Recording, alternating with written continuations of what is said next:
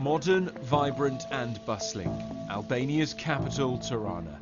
But behind this image, there is an industry that's worth billions, run by the country's criminal gangs. Men always have control over women in Albania. This is where most of the UK's foreign victims of human trafficking are coming from. An abuse which ends in forced labour and sexual exploitation on the streets of Britain. Besjana, not her real name, was unmarried and in her early 20s when she fell pregnant. She told Sky News how this brought shame upon her family and described how she was beaten by her own mother and brother.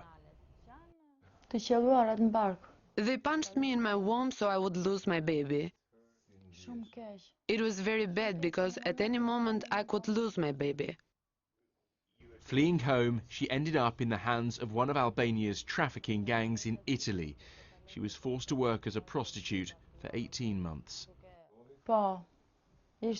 Yes, it happened on the same day. As soon as we arrived at the house, within an hour he started to be aggressive.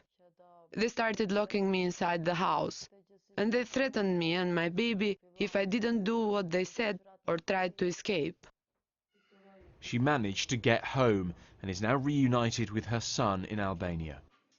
Latest figures show that last year more than 5,000 cases were reported.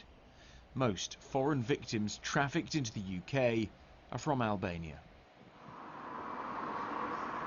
We meet another victim, now living in a UK city.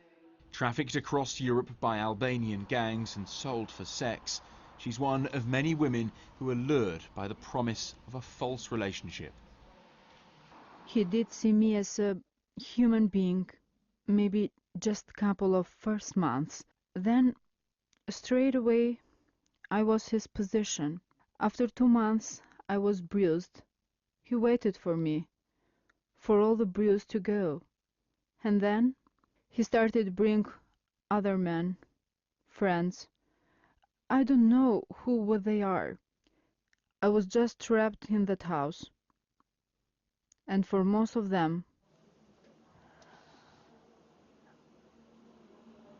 we're just animals who try to please themselves, and that's it. I'm afraid. I don't want girls to go through, not the thing that I have been through, but I don't want them to go through even a single slap, even a single violent situation or stressful situation, because I know what it means, and I know what it feels like more than anyone else. Today, young Albanians are being targeted by traffickers online. It's why these children are being warned of the dangers of social media and how gangs are using the platforms to lure them away from poor rural areas.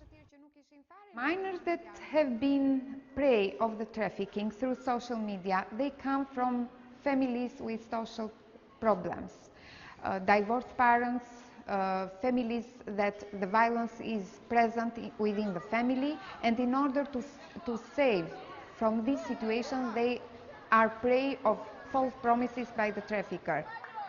It's vital work. More than 40% of victims trafficked into the UK are children. Albania is one of the poorest countries in Europe. The UK and US governments say that and corruption in the judicial system are factors behind the country's continuing problem with human trafficking. If you are a daughter, your father has control over you. If you have a brother, he still has control over you, even if he is younger than you. Men always have control over women in Albania.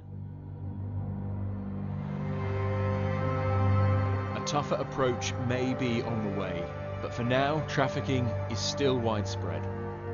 It is a problem that by its very nature is hidden, and one which is shrouded in allegations of corruption from the bottom right to the very top. But the fact is that here in rural Albania, hundreds of people are leaving on the false promise of a better life.